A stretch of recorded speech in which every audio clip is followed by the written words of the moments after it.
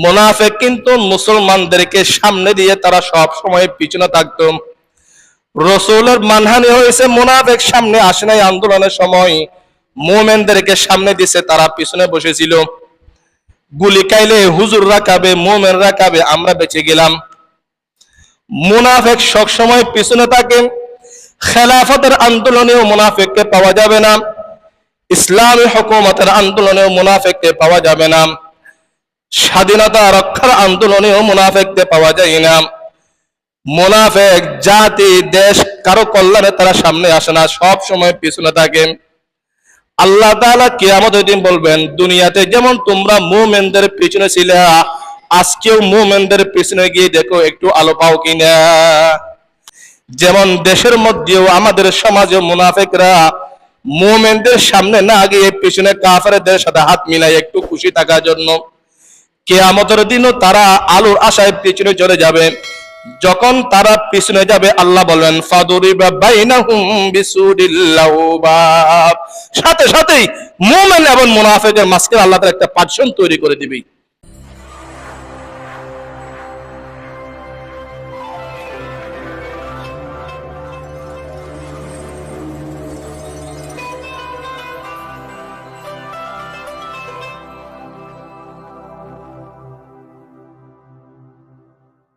কিন্তু সেই দিন এক শ্রেণীর মানুষ যারা আমাদের সামনে বসবাস করে, আমাদের সমাজে আমাদের সাথে একটাদা করে নামাজ পড়ে কিন্তু ভিতরে ঈমান নাই, তাদেরকে বলা হয় মুনাফিক।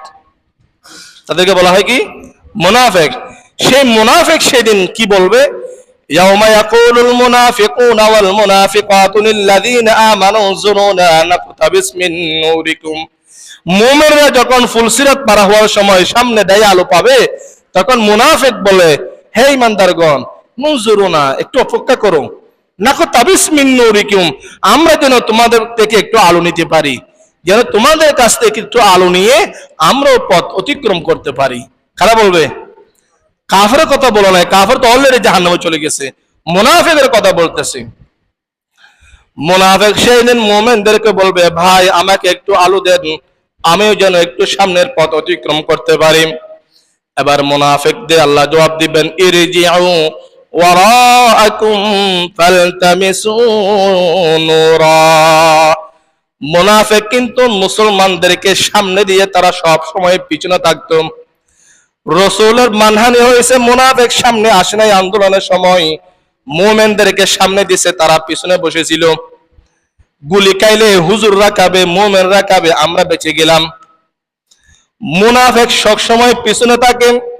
খেলাফতের আন্দোলনেও মুনাফিককে পাওয়া যাবে না, ইসলামী হুকুমতের আন্দোলনেও মুনাফিককে পাওয়া যাবে না, স্বাধীনতা রক্ষার আন্দোলনেও মুনাফিককে পাওয়া যায় না।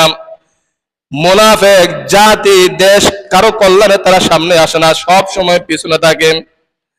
আল্লাহ তাআলা কিয়ামতের দিন বলবেন, দুনিয়াতে যেমন তোমরা মুমিনদের পিছনে ছিলে, আজকেও মুমিনদের পিছনে গিয়ে দেখো একটু আলো পাও কিনা। ফালতামিসু নূরা, যাও পিছনে গিয়ে আলো খুঁজে আসো।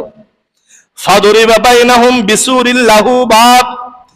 মুনাফিকরা তখন আশায় ভরা মন নিয়ে পিছনে যাবে আলো নেওয়ার জন্য। যেমন দেশের মধ্যেও আমাদের সমাজে মুনাফিকরা মুমিনদের সামনে না গিয়ে পিছনে কাফেরদের সাথে হাত মিলাই একটু খুশি থাকার জন্য, কিয়ামতের দিনও তারা আলোর আশায় পিছনে চলে যাবে।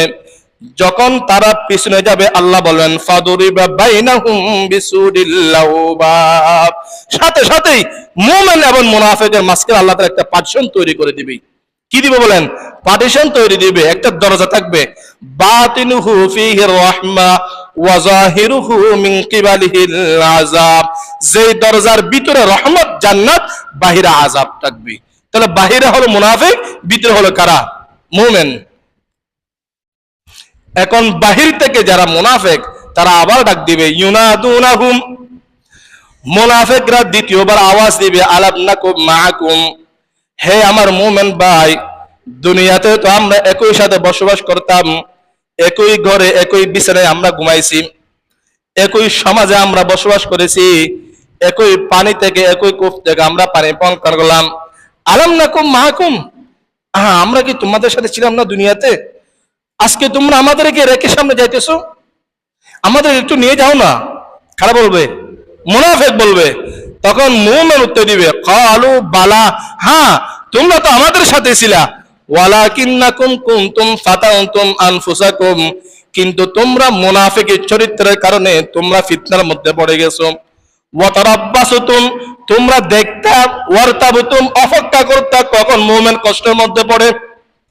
তোমরা তো সবসময় অপেক্ষায় ছিলা যেন মুমিনরা বিপদের মধ্যে পড়ে, ইসলাম যেন ধ্বংস হয়ে যায়। তোমরা তো সবসময় অপেক্ষার মধ্যে ছিলা। তোমরা মুসলমানদের ধ্বংস, ইসলামের ক্ষতি চাইতে গিয়ে তোমরা নিজেদেরকে ধ্বংসের মধ্যে ফেলাই দিলা। ওয়াগাররাতকুমুল আমানিয়্যু, পদবি পাওয়ার জন্য তোমরা ইসলামের পক্ষে কাজ করে নাই। ওয়াগাররাকুম বিল্লাহিল গরুর, আল্লাহকে দুনিয়াতে ধোঁকা দিছো। তা আল্লাহকে যারা দুনিয়াতে ধোঁকা দেয়, তারা পরকালে গিয়ে আল্লাহকে বেট দিয়ে, ট্যাক্স দিয়ে, ঘুষ দিয়ে আল্লাহর আযাব থেকে মুক্তি পাবে?